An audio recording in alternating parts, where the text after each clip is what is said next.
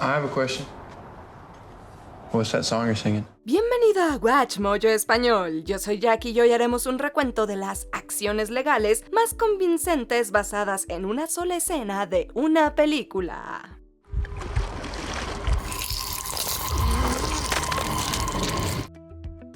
Número 30. Pulp Fiction.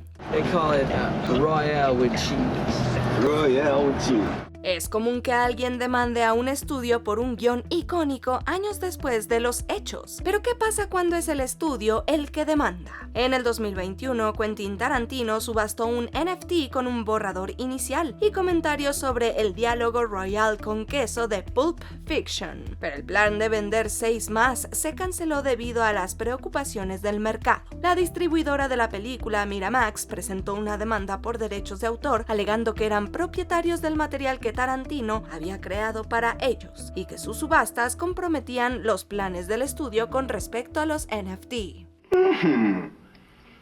This is a tasty burger. Vincent, you ever had a Big Kahuna burger? Want a bite? They're real tasty. El caso se resolvió fuera de los tribunales, pero generó debates sobre los derechos de los artistas sobre sus propias creaciones. Royale with cheese. Royale with cheese. You know why they call it that? Because of the metric system? Check out the big brain on bread. Número 29. Deadpool and Wolverine. El propio Ryan Reynolds creó una variante de Wade Wilson que parece ser un juego de palabras con los estereotipos de la Canadá natal del actor. Sin embargo, fue el actor y cineasta estadounidense Justin Baldoni quien se lo tomó personal. En medio de una batalla legal con la esposa de Reynolds, Blake Lively, presentó una demanda por difamación de $400 millones en contra de la pareja y otras partes relevantes. Can I have them? Over my dead body. You're fun. Baldoni afirmó que el deliberadamente desagradable y desafortunado Nice Pool era en realidad una parodia de su personalidad, e incluso afirmó tener material altamente confidencial sobre el desarrollo del personaje que lo demostraba. Listen to me, gorgeous. How long does it take for you to regenerate? Regenerate?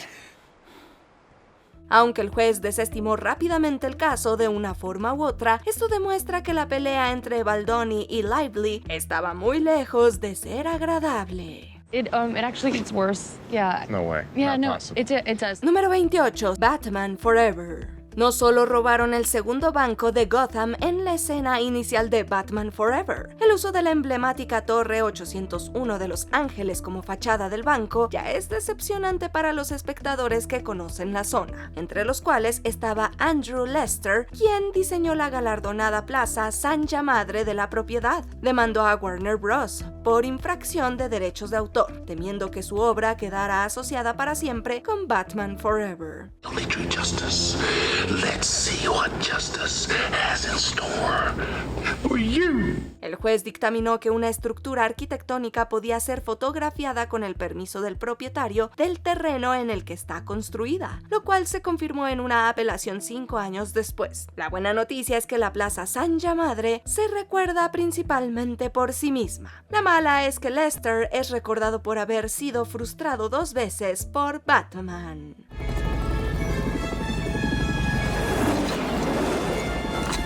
Número 27. Cliffhanger. El angustioso y desgarrador gancho de Cliffhanger la diferenció inmediatamente de las películas de acción comunes y corrientes. El público estaba tan inquieto que quizás se dio cuenta de que el arnés defectuoso era un diseño de Black Diamond.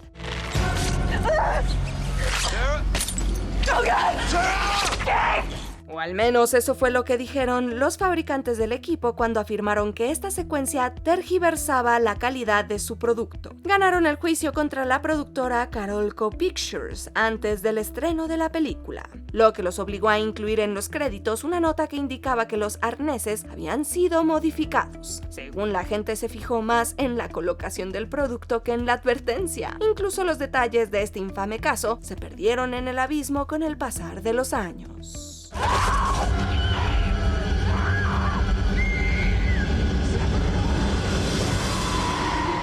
Número 26. Baby Driver. La banda sonora de Baby Driver es tan densa que podrías bromear diciendo que los supervisores musicales olvidaron la licencia.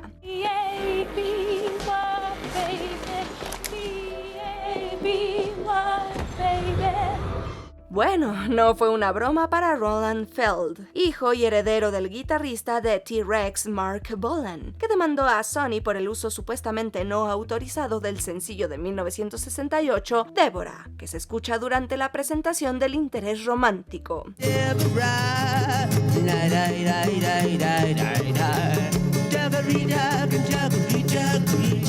Feld afirmó que ni siquiera sabía que la canción aparecía en la película hasta que la división musical de la compañía solicitó la licencia para el álbum de la banda sonora. Al parecer, incapaces de aclarar las cosas, Sony finalmente llegó a un acuerdo extrajudicial. Aunque un robo sea tan rápido que ni siquiera los autores se den cuenta, la ley acabará por alcanzarlos. Oh, aren't you mysterious? Maybe. Maybe. Número 25. Dickie Roberts, former child star. Es muy divertido ver cómo David Spade se desliza en un tobogán acuático, y suponemos que este chiste destacado de Dickie Roberts, former child star, desalienta el uso del tobogán acuático sin agua o solo con aceite.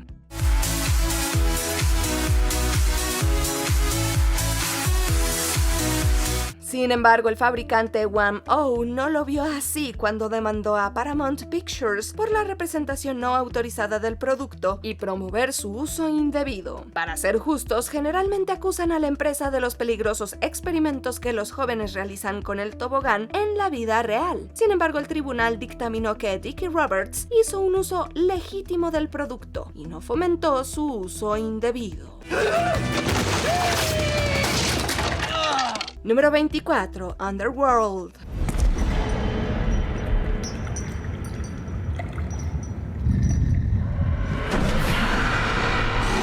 La Guerra de los Lobos del 2003 no solo se libró en la pantalla. La editorial White Wolf Incorporated y la autora Nancy A. Collins denunciaron 17 cargos contra Underworld por haber plagiado la serie de juegos World of Darkness y la obra de Collins. La película genérica, que es otra más de vampiros y hombres lobos, se hubiera descartado como una coincidencia de no haber sido por el clímax. Cuando el licántropo Michael se transforma en vampiro, Victor reflexiona sobre el hecho de que su hija haya quedado embarazada de una abominación licántropo. El concepto aparentemente único de un híbrido entre vampiro y hombre lobo aparece de hecho en los juegos World of Darkness, donde estas criaturas se denominan abominaciones. I loved my daughter. But the abomination growing in her womb was a betrayal of me and of the Coven. Estas pruebas tan condenatorias llevaron a los creadores de Underworld a solucionar el asunto y seguir adelante con su franquicia cinematográfica, que no es precisamente la más creativa. Número 23. Yesterday. A todos nos molestan cuando los trailers de las películas tergiversan la historia con ciertas escenas, especialmente las que no aparecen en la edición final. En el 2022, Peter Rosa y Connor Wolf demandaron a Universal Pictures por publicidad engañosa después de rentar Yesterday. El tráiler sugería que Ana de Armas tendría un papel destacado en la película después de que su personaje apareciera en The Late Late Show with James Corden. No, we've never met before, but it's really nice to meet you. I'm a big fan. Nice meeting you, me too. De hecho, su trama secundaria era tan pequeña que se eliminó por completo tras las críticas recibidas en los preestrenos. El juez desestimó finalmente la demanda de Rosa y Wolf y los condenó a pagar los gastos judiciales de Universal. So this is something. Aunque llegaron a un acuerdo, habría sido mucho más barato comprar el Blu-ray para ver la escena eliminada. Número 22. Deliverance. Antes de que las cosas se compliquen para los chicos de la ciudad y los habitantes del río Kahulahuasi, el guitarrista Drew entabla una amistad con un joven banjista durante una sesión de improvisación. Por desgracia, la cordialidad de esta icónica escena de Deliverance se vino abajo después de que Dueling Banjos se convirtiera en un éxito. Eric Weisberg y Steve Mandel fueron acreditados por arreglar el estándar del bluegrass Feuding Banjos.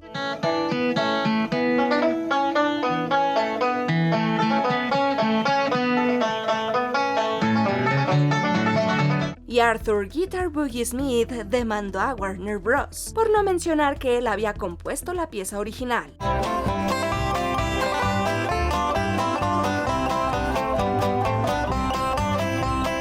Este caso histórico en la ley de derechos de autor terminó con un acuerdo que le otorgó al demandante el crédito en la banda sonora y derechos de autor. Aún así, Smith se conformó con no aparecer en los créditos de la película, ya que se sintió ofendido por su representación del sur rural de Estados Unidos.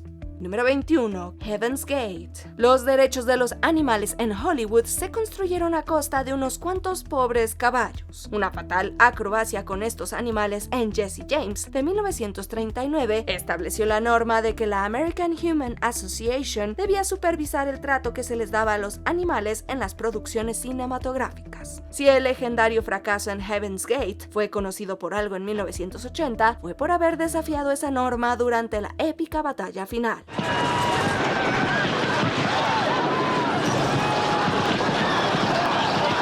La propietaria de un caballo ganó un juicio tras acusar a los cineastas y a un vaquero de traumatizar física y psicológicamente a su preciado equino árabe. Y la AHA citó este caso en su evaluación, en la que señalaba que sin su supervisión, varios caballos resultaron heridos o incluso murieron en la secuencia. Con aún más historias de maltrato, se especula que esta producción inspiró la advertencia cinematográfica de "ningún animal resultó herido" en la creación de esta película.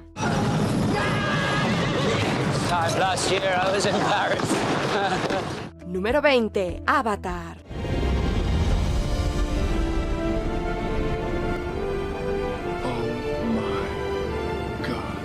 Digan lo que quieran sobre la película, pero ver Avatar en la gran pantalla fue una experiencia casi religiosa en 2009. Mucha gente recuerda la primera vez que vio Pandora. Las islas flotantes y las cascadas quedaron grabadas en la memoria de todo el mundo. A todos les encantó, a todos menos a Roger Dean, un reconocido artista que diseña portadas de discos, y su trabajo es conocido por presentar fantásticos paisajes alienígenas similares a los de Avatar. De hecho, demandó a James Cameron por plagio, alegando que el director había copiado 14 de sus obras originales, incluyendo Floating Jungle. Solicitó una indemnización de $50 millones, pero un juez finalmente desestimó el caso.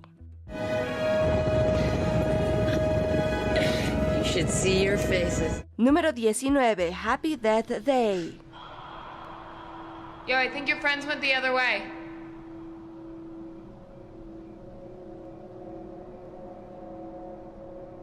Can I help you? Una película divertida que introduce Groundhog Day en el género slasher. Happy Death Day nos presenta a Tree Gelbman reviviendo el día de su asesinato una y otra vez. Primero se encuentra con su asesino en un túnel y los espectadores se dan cuenta enseguida de que lleva una máscara de bebé. La mayoría probablemente se sintió asustada y hasta desconcertada, pero no Johnson Berticelli. Él es el creador de King Cake Baby, la mascota oficial de los New Orleans Pelicans. Quizás no sea casualidad que la película también se desarrolla en Nueva Orleans. Johnson demandó a los cineastas por violación de derechos de autor y pretendía recibir la mitad de las ganancias de la película. En 2021, Universal City Studios llegó a un acuerdo privado con Johnson, cuyos detalles no se hicieron públicos. Look, weirdo, I'm not scared. Why don't you go try this with one of the heifers at Delta Gamma? They're into cosplay. Número 18. Rasputin and the Empress. Open your eyes. Now, can you hear me? Can you hear me? You're so far away, Natasha. Resulta que no se pueden inventar hechos y presentarlos como historia. Hay una escena en la película donde Rasputin domina a la princesa Natasha y le induce un trance. También se da a entender que la domina sexualmente. Natasha está inspirada en la princesa Irina Alexandrovna, cuyo esposo, el príncipe Félix, ayudó a asesinar a Rasputin en 1916. En la vida real, la princesa Irina nunca fue vencida por Rasputin y la abogada Fanny Holtzman presentó una demanda por difamación contra el estudio en su nombre. Finalmente logró un acuerdo extrajudicial con MGM y recibió $127,000 en un tribunal inglés. La escena ofensiva también se eliminó de futuros estrenos y la demanda dio lugar a la advertencia de personas ficticias que suele verse en el final de las películas. Keep looking, or you'll be lost forever in the dark. Número 17. The Blues Brothers. You got us into this parking lot, pal. Now you get us out. You want out of this parking lot? Okay. En una de las secuencias más icónicas de la película, Jake y Elwood se enfrentan a la policía en una persecución en auto por el centro comercial Dixie Square. Este fue un centro comercial de Chicago de corta duración. Abrió sus puertas en 1966 y cerró tan solo 12 años después, en 1978. El centro comercial vacío se convirtió entonces en una escuela temporal para el distrito escolar Harvey Dixmoor. Aún funcionaba como tal cuando John Landis alquiló el edificio para el rodaje. Los automóviles causaron daños considerables en el interior del centro comercial, que nunca se repararon ni se pagaron. Por ello, el distrito escolar demandó a Universal Pictures por daños y perjuicios. Sin embargo, también abandonaron el centro comercial poco después y permaneció abandonado hasta 2012, cuando finalmente fue demolido. Pants and burgers. Yeah. Lots of space in this mall. Número 16. Resident Evil: The Final Chapter.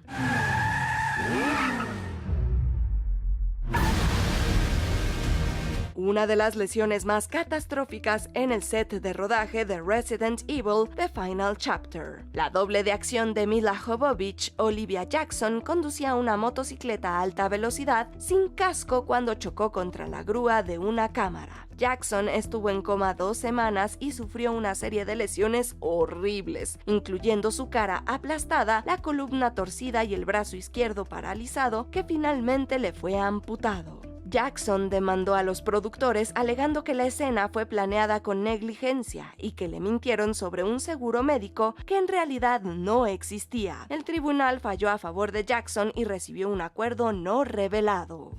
And the next thing I remember, I woke up 3 weeks later after being in a coma, and then saw my family. Sorry.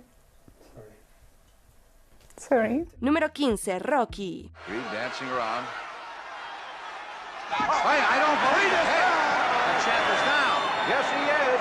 Era el 24 de marzo de 1975 y el legendario Muhammad Ali se enfrentaba al desválido Chuck Wepner. Nadie esperaba que Wepner tuviera un buen desempeño, pero casi llegó hasta el final, siendo noqueado técnicamente en el 15º y último asalto. Aún más increíble, Wepner logró derribar a Ali, una de las 4 únicas veces que Ali había sido derribado en toda su carrera. ¿Le suena? Sylvester Stallone vio la pelea por televisión y, creyendo que era, entre comillas, un increíble triunfo del espíritu humano, escribió Rocky. En 2003, Wepner demandó a Stallone, alegando que nunca recibió crédito ni reconocimiento oficial por inspirar la famosa película. A diferencia del combate de boxeo, ganó la demanda y recibió una cantidad no revelada.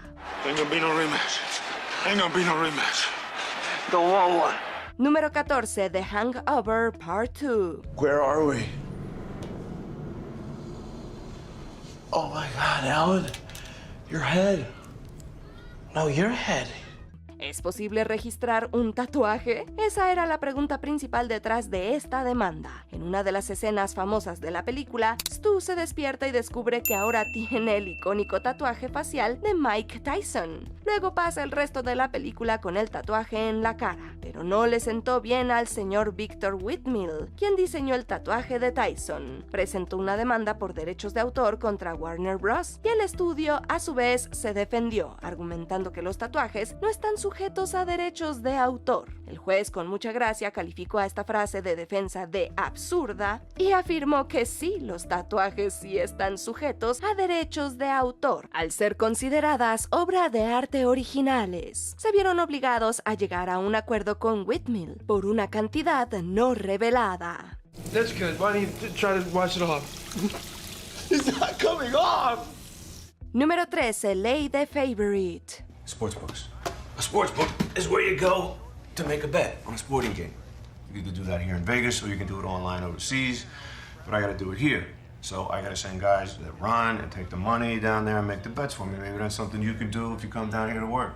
¿Has escuchado algo sobre esta película? Puede que no, considerando que fue destrozada por la crítica y recaudó muy poco dinero en taquilla. Al fondo de una oficina hay un mapa de Curazao en acuarela, pintado por el artista y cartógrafo Victor Baker. El mapa se usó sin su permiso, por lo que demandó a Amazon, Netflix y Random House Films. También afirma que el mapa juega un papel clave en la trama, ya que los personajes establecen una operación legal de apuestas en Curazao para eludir las leyes financieras estadounidenses. Baker demandó a las plataformas de streaming y al estudio por $150,000, una suma nada desdeñable, pero aproximadamente 7 veces superior a la recaudación de la película en taquilla nacional. Here's what just happened in New York. They're moving their lines, so now we're trying to move our lines accordingly to adjust for a couple ounces that haven't moved their lines yet. You understand?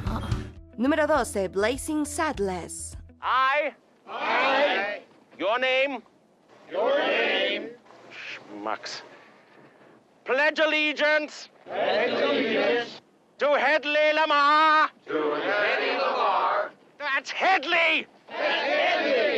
Uno de los principales villanos de esta legendaria comedia es Hedley Lamar, un fiscal general corrupto que quiere arruinar el pueblo de Rock Ridge. Su nombre es un juego de palabras con Hedy Lamarr, una actriz que disfrutó de un gran éxito en la década de 1940. Desafortunadamente a Lamar no le gustó mucho que su nombre se usara como fuente de una broma recurrente, alegando que era una invasión de su privacidad. Así que demandó a Warner Bros. Por $100,000, unos $700,000 ajustados a la inflación. El guionista y director Mel Brooks consideró un honor ser demandado por Lamar, y ni él ni Warner Bros. Consideraron que valiera la pena la demanda, así que simplemente llegaron a un acuerdo extrajudicial por una cantidad no revelada. Thank you, Hedy, thank you. It's not Hedy, it's Hedley Lamar. The hell are you worried about? This is 1874. You'll be able to sue her. Número 11. Back to the Future Part 2. What happened to Grandpa? Oh, he threw his back out again. How's Granddad's little pumpkin? How did you do that? How did he do that? Oh, out on the golf course. Esta película sentó un gran precedente para el futuro del cine. Resulta que no se puede simplemente hacer un modelo de un actor y fingir que es él. Crispin Glover se negó a volver para Back to the Future Part 2, alegando un salario ofensivo y un desacuerdo sobre el final consumista de la primera película. Robert Zemeckis lo solucionó contratando a otro actor llamado Jeffrey Weissman y disfrazándolo de Glover con prótesis faciales. Glover, furioso, demandó a los productores alegando que no tenían derecho a usar su imagen. Tenía razón y las partes llegaron a un acuerdo extrajudicial. Ahora hay una cláusula legal en el sindicato de actores de cine que prohíbe a los cineastas volver a hacer esto. How many times have we heard it, George? Mom, I can't let him think I'm chicken. You're right. Well, you're right. Número 10. The Devil's Advocate. Una advertencia para todos los futuros cineastas. Tengan mucho cuidado de que sus diseños no se copien accidentalmente de otra cosa. Cuando se estrenó The Devil's Advocate en 1997, el escultor Frederick Hart notó que la escultura en el apartamento de Milton se parecía sospechosamente a su ex nihilo que adorna la Catedral Nacional Episcopal de Washington. Tanto Hart como la catedral demandaron a Warner Bros. Y un juez afirmó que tenían una probabilidad sustancial de ganar el caso. Warner Bros. Llegó a un acuerdo con los demandantes antes de ir a juicio y se vieron obligados a realizar ediciones digitales antes de que la película pudiera estrenarse. Got me! Got me! Yes! Wow! Oh, yes! Yes! Las copias que ya se habían producido para alquilar venían con una pegatina que afirmaba que no había relación entre la escultura de la película y la obra de Hart. Número 9. Tears of the Sun. Este thriller de acción protagonizado por Bruce Willis trata sobre un equipo SEAL de la Marina enviado a rescatar a un ciudadano estadounidense en las selvas de Nigeria. Las películas de acción son difíciles de filmar debido a todas las peligrosas acrobacias y pirotecnia, y a veces las cosas salen mal. En este caso, las cosas le salieron mal a la estrella de la película. You knew all the time and you didn't tell me. I didn't trust you. Se dice que Willis recibió un golpe en la cabeza con un proyectil no identificado durante una de las escenas de acción de la película, lo que le provocó un dolor mental, físico y emocional extremo. Solicitó una indemnización por daños y perjuicios, ya que se le exigió, según cita, contratar médicos, entre otro personal de la salud, para tratar su lesión no especificada. Afirmó que el equipo de efectos especiales actuó con negligencia y expuso al equipo a actividades ultra peligrosas. Número 8. American Hustle.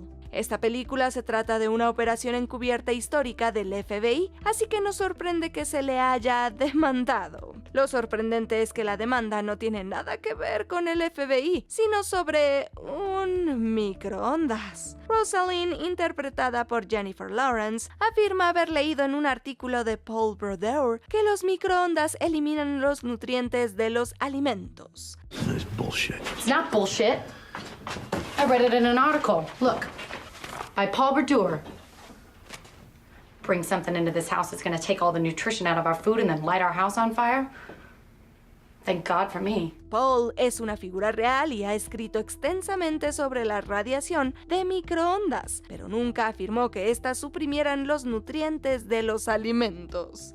Brodeur filing a $1 million libel, slander, and defamation suit against the movie's production companies, including Columbia Pictures, saying the film attributes his name to a scientifically unsupportable statement. Lo declaró ante el tribunal en su demanda, alegando que la película lo difamaba y lo retrataba como un alarmista. Sin embargo, un tribunal de apelaciones de California declaró que la película era, entre comillas, una farsa y que el público desconfiaba de todo lo que afirmaba la desquiciada Rosalind. Número 7. Die Hard 2.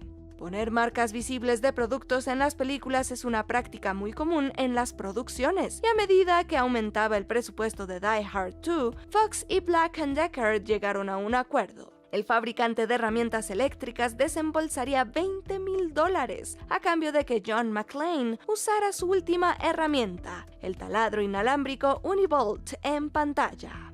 This is a first. Yeah, well, Holly told me I should wake up and smell the 90s. La compañía estaba entusiasmada con la promoción e incluso creó una campaña de marketing relacionada con la herramienta. Sin embargo, la escena se eliminó de la edición final sin el permiso de Black & Decker y la compañía salió perjudicada. Solicitaron $150,000 por daños y perjuicios y ganaron, con 20th Century Fox llegando a un acuerdo extrajudicial. Jeez, McClane, you all right? You want a medic? McClane, what the hell you think you're doing out there? Playing John Wayne? How'd you like to spend the rest of the night in his cell? Pero lo mejor de esta historia, Black & Decker nunca pagó los $20,000 acordados.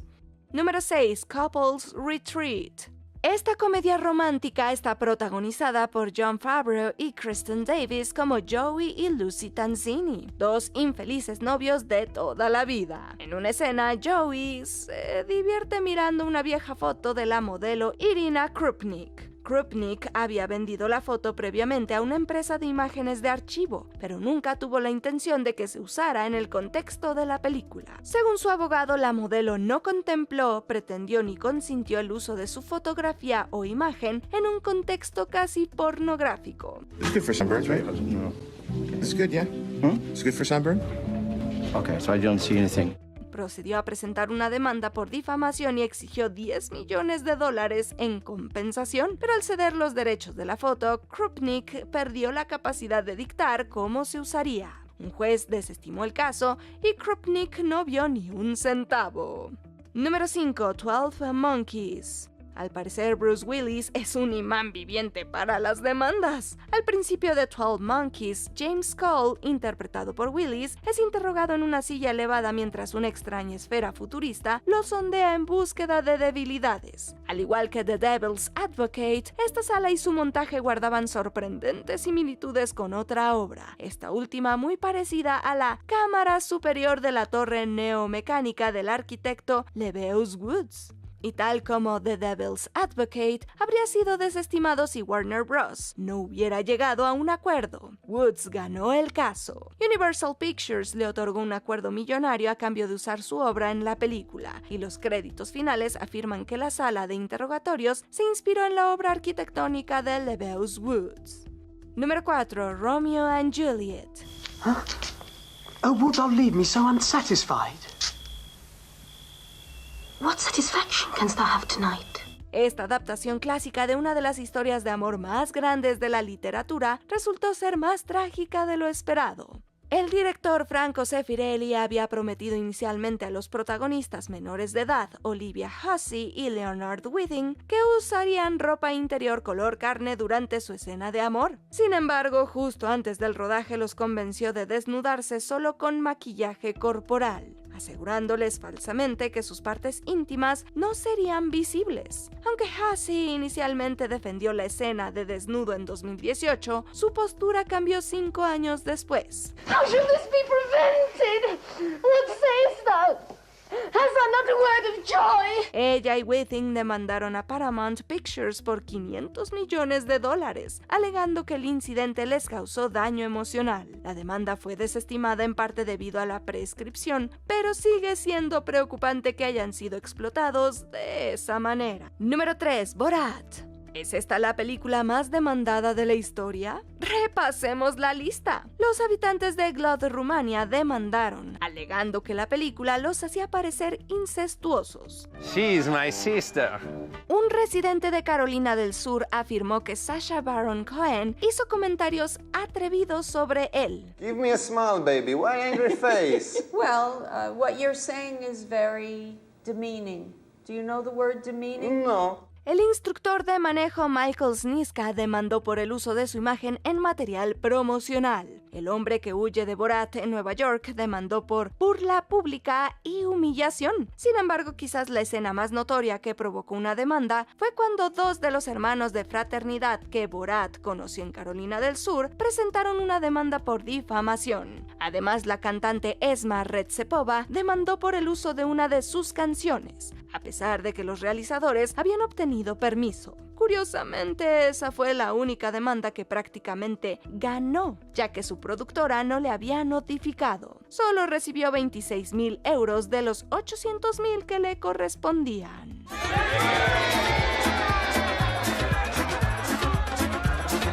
Número 2. The Interview. Era inevitable que una película satírica de Seth Rogen generara controversia. Dave. Kim. Are you ready to share with the world that gorgeous smile of yours? Efectivamente, The Interview contenía una escena gráfica de la muerte de Kim Jong-un, que provocó amenazas intimidatorias del gobierno norcoreano. Pero resultó que el verdadero problema surgió de un detalle mucho más inocuo. Después de que hackers amenazaran con atacar los cines que proyectaban la película, el estudio optó por el streaming. Kernel Films, la startup discreta que gestionaba el estreno, contrató a otra empresa, Neustar, para garantizar la seguridad del streaming. Sin embargo, según Neustar, Kernel nunca pagó la cuota de $1.1 millones, así que lo llevaron a juicio por ello. How many times can the US make the same mistake? As many times as it takes. Al final, The Interview causó muchos más problemas de los que mereció. Aún no hemos llegado al final, pero ya casi. Solo no olvides suscribirte a nuestro canal y activar la campana para recibir notificaciones de nuestros últimos videos. Seguramente te van a gustar. Ahora sí, vayamos al final. Número 1. Twilight Zone The Movie. Al igual que todos los episodios de la serie Twilight Zone The Movie, su adaptación cinematográfica se vinculó a una tragedia real. Can't believe it, you know? I can't. Yeah. Drink your beer. Relax. What do you mean, relax? En el segmento Tiempo Muerto de la película, Vic Morrow interpreta a un hombre intolerante que es enviado al pasado para experimentar la vida en el lado receptor de los prejuicios. El guión inicialmente presentaba al personaje de Morrow rescatando a 2 niños durante la guerra de Vietnam. Sin embargo, los jóvenes actores que interpretaban a los niños fueron contratados ilegalmente y obligados a trabajar de noche. Trágicamente, mientras filmaban una escena con un helicóptero, Morrow y los niños murieron al estrellarse el avión. A raíz de ello se presentaron demandas civiles y penales, y el director John Landis y otros fueron juzgados y finalmente absueltos de homicidio involuntario. Las amargas batallas legales condujeron a normas de seguridad más estrictas en la industria. Holy Toledo! Hey, you guys! What happened up there? ¿Qué opinas de estas demandas? ¿Frívolas o justificadas? Cuéntanos en los comentarios. ¿Te gustó este video? Echa un vistazo a estos otros clips de WatchMojo Español y asegúrate de suscribirte y activar la campana para recibir notificaciones de nuestros últimos videos.